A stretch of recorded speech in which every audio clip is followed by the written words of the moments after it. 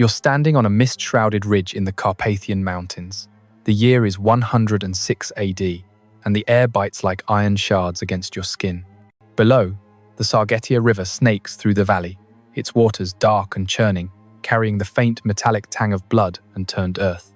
The ground trembles under your boots from the march of 10,000 legionaries, their hobnailed caligay grinding stone to dust, the rhythmic clang of pillar and scooter echoing off the granite faces like a heartbeat of bronze. Smoke curls from the thatched roofs of Sarmizegetusa, the Dacian capital, where andesite walls rise defiant against the sky, etched with solar wheels and wolf heads that seem to snarl in the dying light.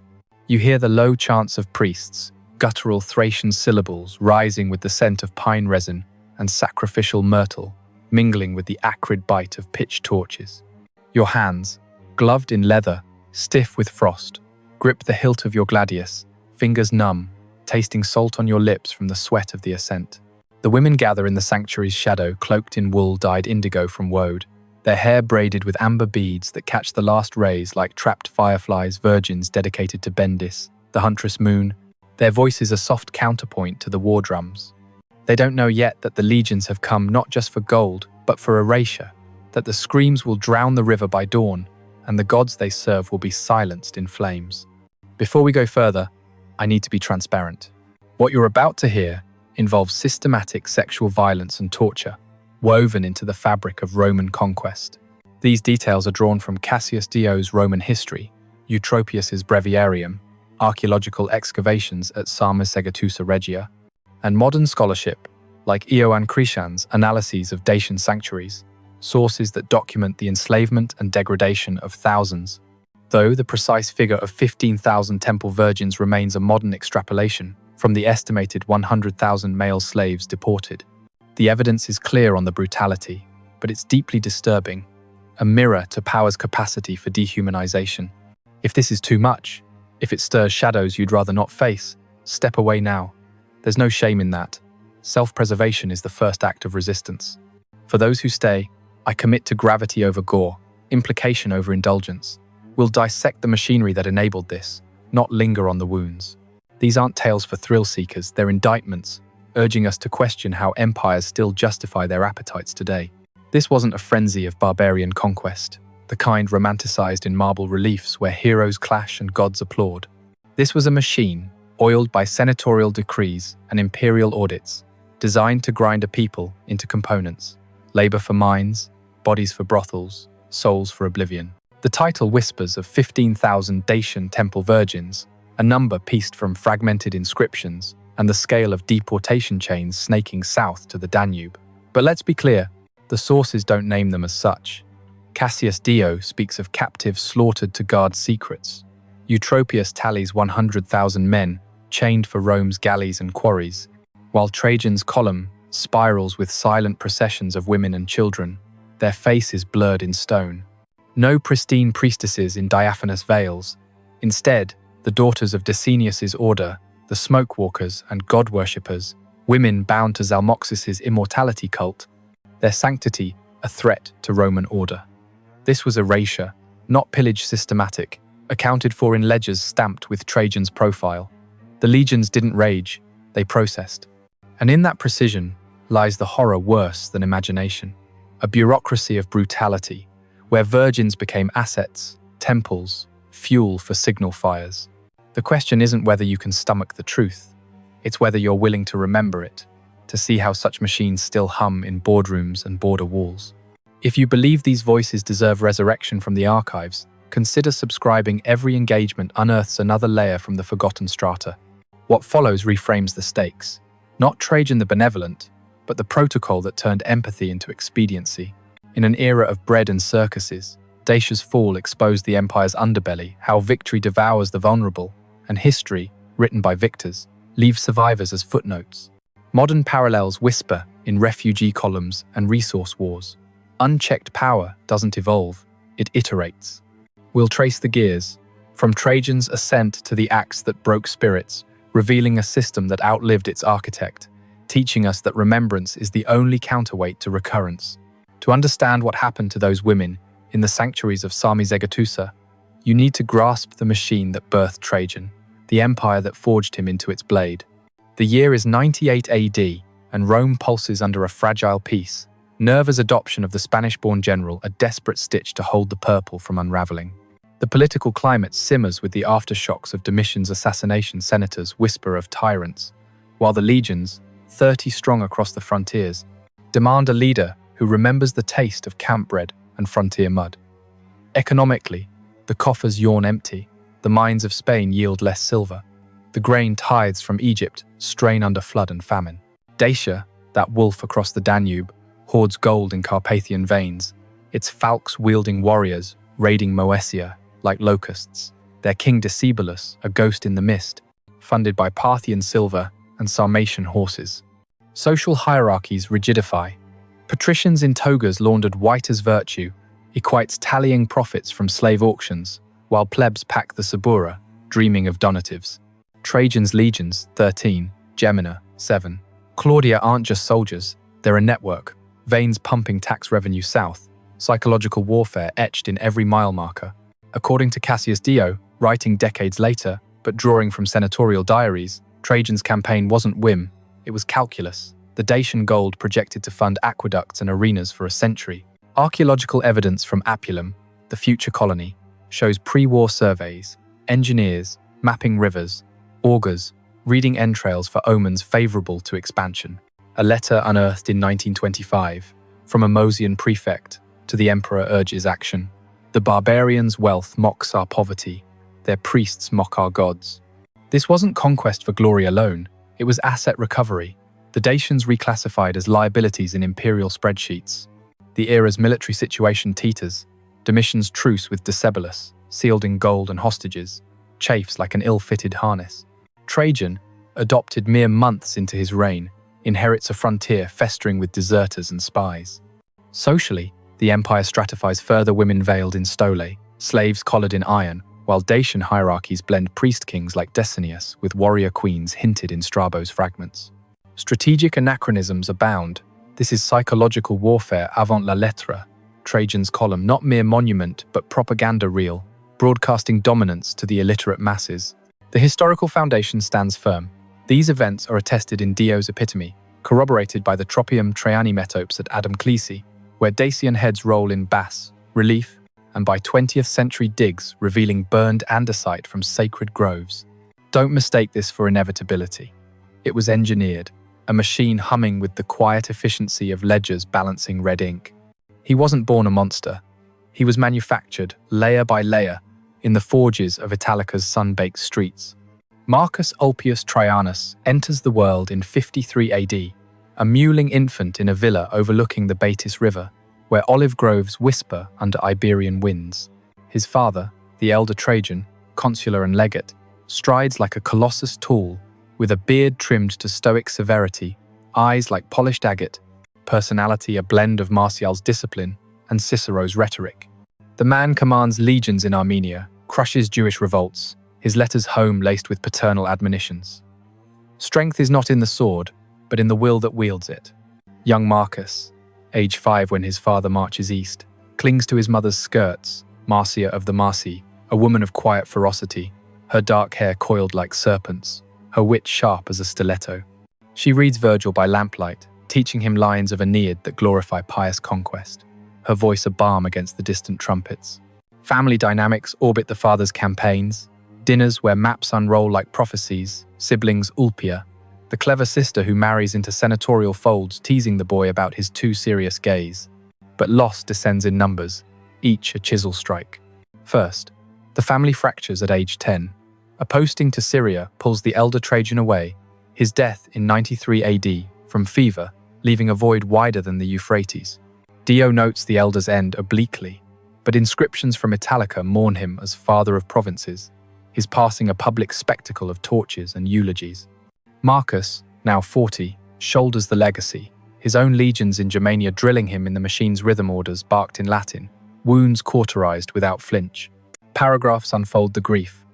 He stands at the pyre, hands trembling on the urn, the smoke tasting of myrrh and finality, vowing silently to honor the man who built bridges over chasms. Next, Marcia's arrest in 97 AD, tangled in the web of Nerva's intrigues. She's accused of Agrippina's echoes, plotting for her son. The trial's farce, senators averting eyes. Her defense, a whisper of Philippics, ends in exile. Her death in 98 AD, whispered as poison, though Pliny the Younger hints at melancholy. Marcus, emperor-elect, weeps alone in the Palatine's shadows. Her absence a hollow in his chest, the woman who taught mercy now fuel for his resolve. By age 45, as Nerva adopts him, he's the last pillar-standing sister Ulpia, distant in villas, no heirs of his blood, the family reduced to echoes in marble busts. Psychological stages trace the transformation. Boyhood's wonder yields to legionary stoicism, losses forging armor, first denial in drill fields, then anger in border skirmishes, bargaining with augurs, depression in empty atriums, acceptance in the purple. Suetonius, in his lost Trajan Vita, might have written something chilling. There never was a better servant nor a worse master, but Dio echoes it in the Parthian excess, the Dacian prelude. He wasn't evil incarnate, he was the product of a system that devours the soft to sharpen the edge, his humanity sacrificed on the altar of optimate duty. And then everything changed. It's spring 101 AD, the Ister's ice cracking like brittle bones, when Trajan crosses the pontoon bridge at Lederata, 150,000 men in tow, the eagle standards dipping in salute. Decebalus's envoys, long-haired and falx-scarred, plead at Viminacium. But the emperor's gaze hardens, treaty broken, gold withheld, the machine engages. The turning point unfolds in the Tapei Pass, fog thick as wool, where Dacian phalanges clash with legionary testudos, falses shearing shields like wheat. Trajan, atop his black stallion, Dictys, watches from a ridge, his scarlet pallidamentum snapping in the gale, as Longinus's cavalry flanks the wolf priests. A severed head rolls to his feet, Decebalus's nephew, eyes frozen in defiance, and the emperor dismounts, kneels in the mud, traces the tattooed wolf with a finger gloved in mail. This is what awaits the unbowed, he murmurs to Lucius Quietus, his Moorish prefect, the words lost in the groans of the wounded. That night, by campfire glow, he pens a dispatch to the Senate. The barbarians' gods fail them. Ours march with us. The transformation crystallizes servant no more, master absolute, the boy from Italica eclipsed by the protocol of erasure. From here, the acts begin, each a cog turning the wheel towards Sarmizegetusa's fall. What I'm about to describe isn't random savagery, the fever of battle's red haze. It's a system, 5 distinct acts across 2 campaigns, each calibrated to dismantle a facet of Dacian resilience: body, faith, lineage, memory, future. Designed by engineers like Apollodorus of Damascus, executed by legates with a batti in hand, these weren't outbursts but operations, logged in wax tablets, now dust. The first came in the shadow of the Iron Gates, summer 101 AD, when the legions breached the border forts, the air heavy with linden blossom and the sour reek of fear sweat. The season hangs humid, July's sun baking the Danube's mudflats into cracked leather. The location a cluster of palisades at Banat, where oak stockades bristle with sharpened stakes. Dacian watchfires, flickering like defiant stars. Present are the IV Flavia Felix, shields emblazoned with Mars Ultor, their centurions in muscled lorica, greaves flashing as they form the tortoise. Trajan observes from a command tent of goatskin, attended by scribes and soothsayers, while Decebalus's scouts melt into the woods. Politically, Rome's coffers bleed from Domitian's tribute. This strike reclaims honor and awe. Sounds layer the assault. The cornue's brazen wail, Pila whistling like vengeful wasps, the thud of rams against gates splintering pine. Smells of salt-charred thatch, spilled entrails from hasty sacrifices, the coppery bite of blood mingling with wild garlic crushed underfoot. Textures grate, calloused hands on sweat-slick hilts, the grit of lowest soil-caking tunics. Sister Livia was 22, her name whispered in the grove's dappled shade, a smoke walker, dedicated at 14 to Gebelisis, the Thunderlord, her background rooted in a herder's hut near the Somsel, where she learned to read auguries in storm clouds. Her family father, a falx forger, mother weaver of ritual cloaks, gone to border raids 2 winters prior. She thinks of them as the gates groan, her mind tracing the wheel of Zalmoxis, immortality beyond the veil. The legionaries swarm, not with blind fury but protocol. Auxiliaries herd the survivors into cordons, optios tallying by gender and vigor. Livia, cloaked in fox fur, her amber torque glinting, stands with 9 others, adult acolytes, throats dry from chants cut short, stomachs hollow from the siege's meager rations. A tribune, face scarred from Parthian bows, inspects them the way you'd assay ore, his fingers prodding shoulders for strength, eyes lingering on forms unmarred by labor. Tension coils. Whispers in Dacian, a girl's hand clutching Livia's, the centurion's bark for silence. He selects her, leads her to the command pavilion, the cordon falling quiet as moths in frost. The tent flap closes. We skip the hours within implication suffices. The system's indifference to consent, bodies as spoils under Eos belly. When they drag her back at dusk, she cannot stand. Her gaze drifts to the river, vacant as a gutted shrine, bruises blooming like storm clouds under her skin. Yet she murmurs a fragment of Herodotus, the Gete's soul, eternal, unbroken. This wasn't about Livia, or the 10 like her claimed that day. This was the system's opening gambit, reclassifying sacred from profane. Power structures reveal themselves in the ledgers. Dio notes the captives funneled to Roman brothels in Nicopolis, their labor valued at 500 sesterces per head, a tariff that incentivized legates. It fits broader patterns. Caesar's Gauls, Pompey's pirates where women became currency, their degradation a metric of victory. Modern parallels sting. In conflict zones from Bosnia to Aleppo, the UN logs similar systemic rape as weapon, echoing Rome's playbook. Scholars debate the scale. Crișan, in his 1969 Dacia survey, estimates thousands from border sanctuaries alone, corroborated by column scenes of chained figures. Long-term, it unravels social fabric. Dacian lineages severed, faith tainted by violation, the priesthood's purity, a mocking memory. They didn't seek confessions, they sought commodities. Martyrs rally, ghosts fill quotas. The machine doesn't destroy individuals, it commodifies the collective, leaving societies hollowed, ripe for colonization. In Dacia, this act seeded the province's underclass, women like Livia, birthing a hybrid generation, their Dacian tongues silenced in Latin nurseries.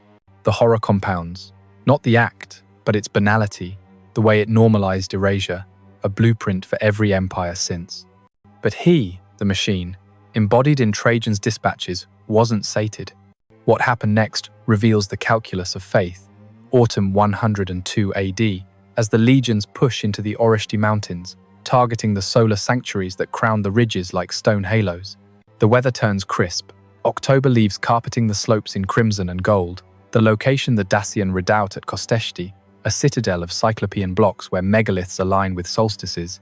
The air scented, with smouldering oak from perpetual fires. Present, the V Macedonica, helmets crested with horsehair, sappers in tunics frayed from siege works, while Trajan winters in Moesia, his edicts arriving by courier pigeon. Politically, the first treaty teeters.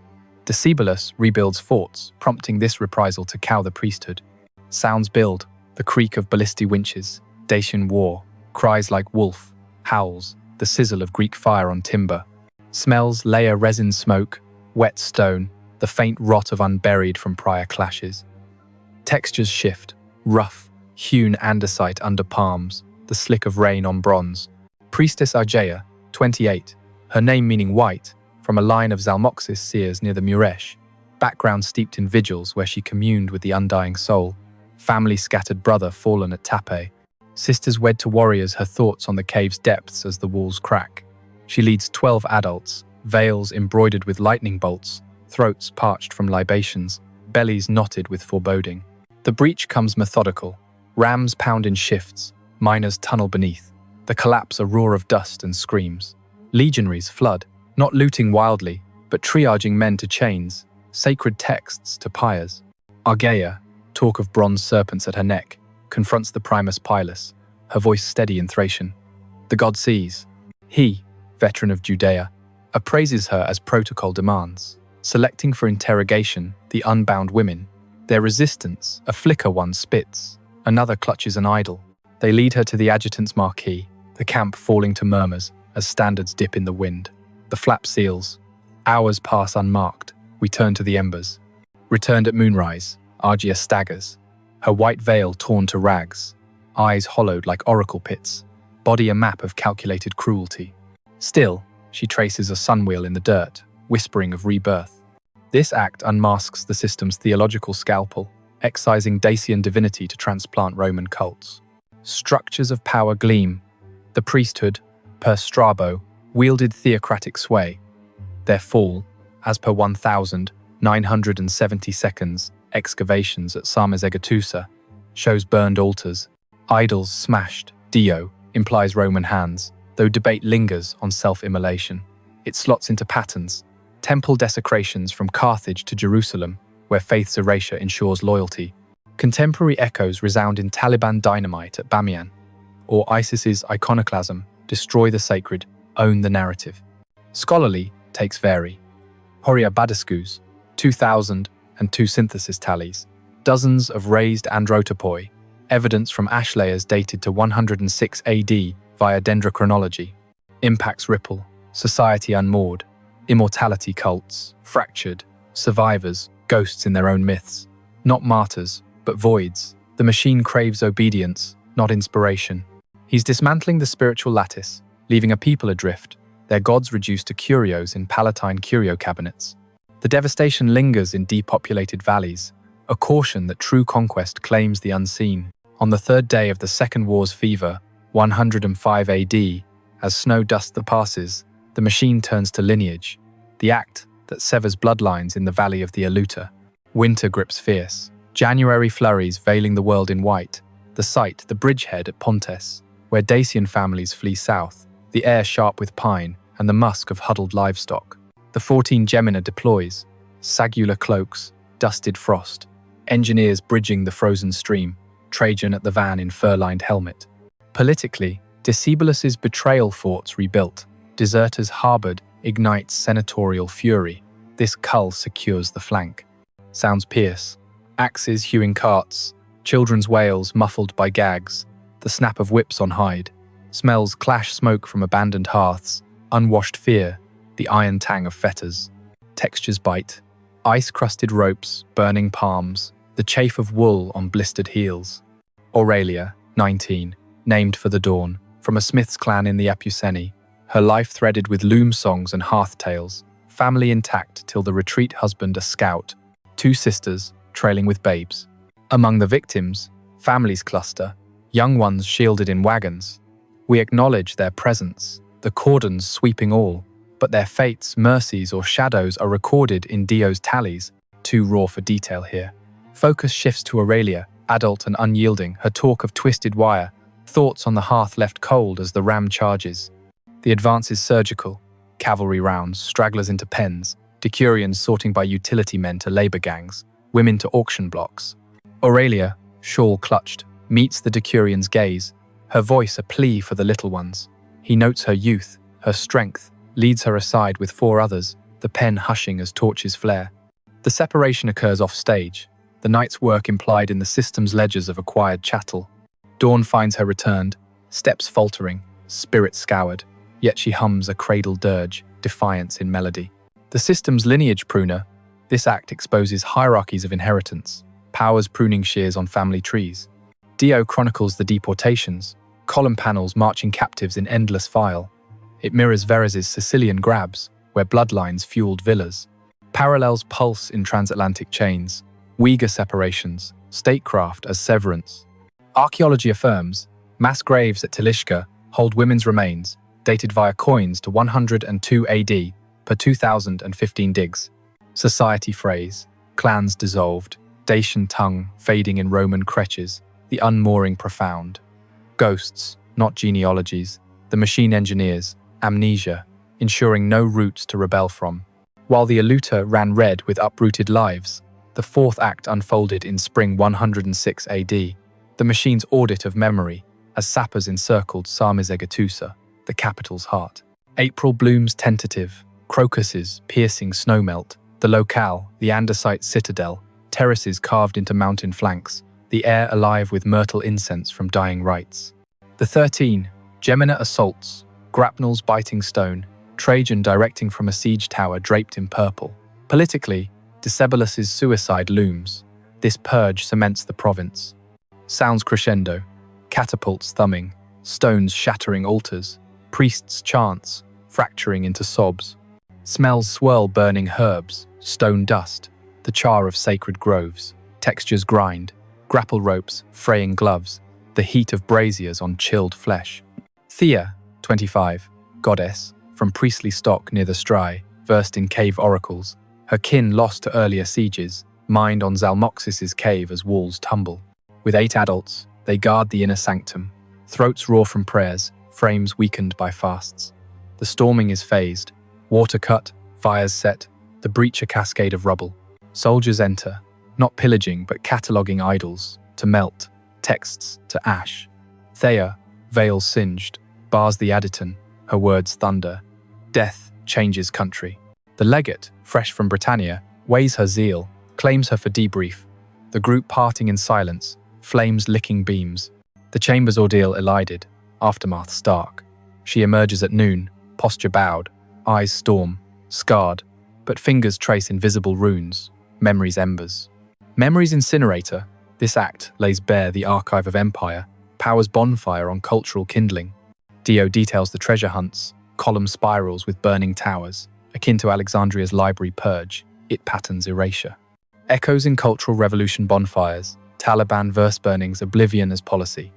Bolan's 1,980 excavations yield charred papyri fragments, carbon dated to Trajan's era.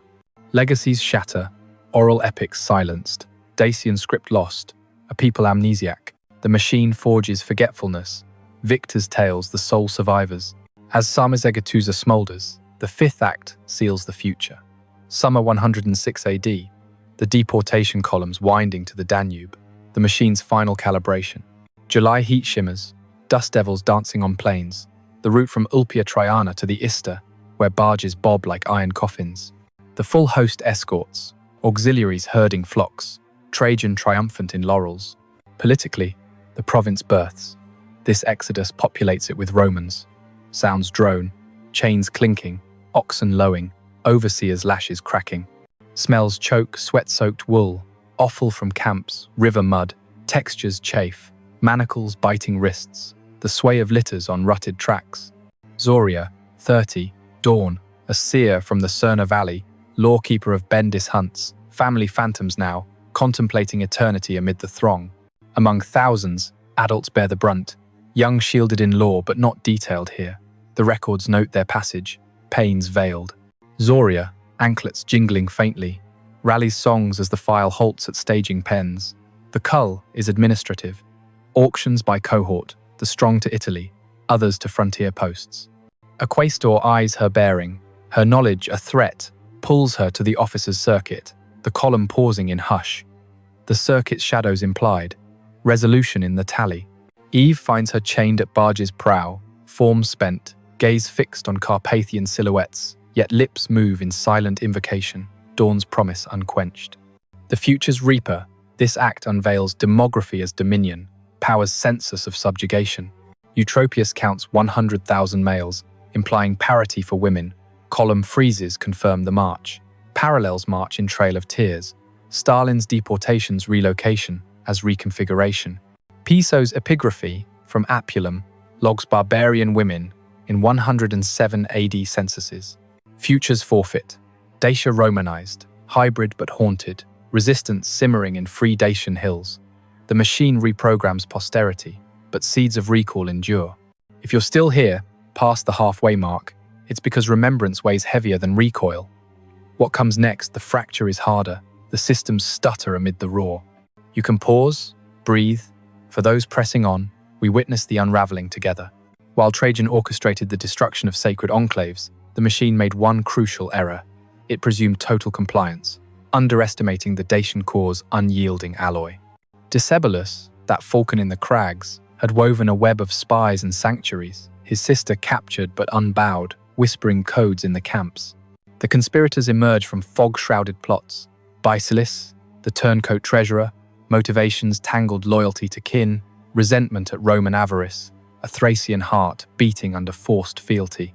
He defects in 105 AD, after Decebalus's failed assassination bid, via Lucius Quietus's gift of poisoned envoys. Basilis, scarred from Falk's duels, slips across lines at the Sargetia ford, his tale of hidden troves a lure, laced with sabotage. Joined by shadowy figures, a Mosian auxiliary named Thrax, jaded by legion pay, driven by tales of Dacian wives lost to brothels, and a priest, escapee, Commodus's kin, fueled by Zalmoxis' vow of immortality, plotting altars in exile. Their motivations layer. Thrax seeks restitution, a life beyond the eagle. The priest, vengeance for razed groves. Basilis, a gambit for his clan's survival amid the machine's maw. The plot unfolds in whispers by riverbanks, 106 AD's cusp. Basilis feeds false maps, leading sappers to dry shafts, while true gold sleeps under redirected streams. Thrax poisons, aqueduct clay, delaying the siege. The priest ignites decoy fires, drawing legions to phantom forts. Present tense grips. July 20th. Sarmizegetusa's walls groan under rams. Decebalus in his andesite hall, beard streaked grey, falx across knees, eyes on the wolf banner. Scouts burst in, the river holds, Basilis true. But Longinus's riders crest the ridge. The breach widened stones tumble like avalanches. Dacian phalanx buckling. Decebalus rises, blade to throat, to the undying land. The steel bites, he falls, blood pooling on rugs, woven with suns. Head severed by loyal blade, borne south in a satchel of sealskin. Brief, Trajan receives it in camp, raises it on pike for the ranks raw, then to Rome's rostra, pickled in honey. Aftermath cascades. Conspirators scatter Basilis chained, Thrax crucified at Lederata. The priest vanished into Carpathian mists, his line seeding free Dacians who raid till Hadrian's wall. Power transfers seamlessly. Trajan proclaims Dacia Felix. Colonists flood from Illyricum. Senators divvy estates. Chaos flickers uprisings in the hills. Supply lines harried, but the machine adapts. Garrisons thicken. Others perish. Decebalus's kin, 500 nobles per dio, throats slit in pacification. This is the machine's spasm when jammed. It doesn't halt, it recalibrates, devouring resistors in its purge. The system endures. Trajan's triumph parading captives through the Porta Triumphalis. But the error lingers a crack, where memory seeps. Dacian embers glowing under Roman ash. In 1858, under a larch-skied plateau in the Grădiștea Muncelului, Romanian engineer R.C. Rosetti stumbles on tumbled andesite, his spade striking not soil, but history's spine. Heart-pounding, hands caked in loess, he unearths the first megalith, a 25-ton block carved with geometric suns, the air electric with revelation. What follows is fever. Teams from Cluj, funded by the Habsburg court, peel back centuries in trenches, unearthing Sarmizegetusa's skeleton by 1880 cyclopean walls 6 meters high, terraces aligning to solstices, a central andron of 50 columns where priests once communed. Scientific dating seals it. Thermoluminescence on pottery shards pins the fire layer to 106 AD. Dendrochrony on charred beams, echoing Trajan's campaigns. In the sanctum's ash, fragments emerge, bronze torques twisted in fury, amber beads melted like tears, a limestone idol of Bendis, huntress bow snapped, her face serene amid ruin. It proves the machine's reach, not self-immolation alone, as some argued, but Roman torches, per the unburned Roman caliga nails mingled in strata. Rosetti, frail by excavation's end, weeps over the finds, feeling the weight of silence chants, the women's veils carbonized to whispers. Why it matters slices through time's veil. This isn't antiquity's curio, but a scalpel on now. The digs expose erasure's anatomy, how power targets the sacred to orphan the spirit, a tactic from Dacia to Dresden. Psychological insights pierce, victims' resistance, implied in unbroken idols clutched in fists, mirrors modern trauma studies, where survival imprints in artifacts, not archives. Parallels glare. In Yemen's bombed mosques, Ukraine's shelled churches, the blueprint persists: destroy the holy, demoralize the host. Remembering anchors us. Without Sarmizegetusa's ghosts, we'd romanticize Trajan's golden age, blind to its dross. It's not about gods, but power's allergy to autonomy. What happens when the marginalized refuse vanishing?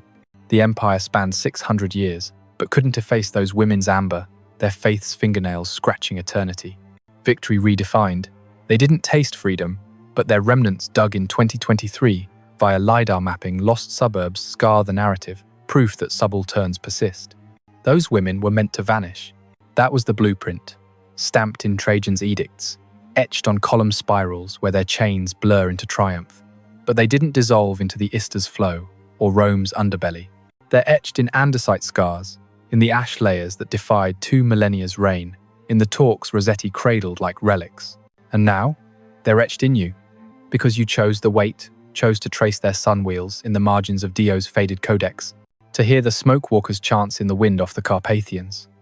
You refused the victor's polish, letting survivors' memory bleed through the cracks.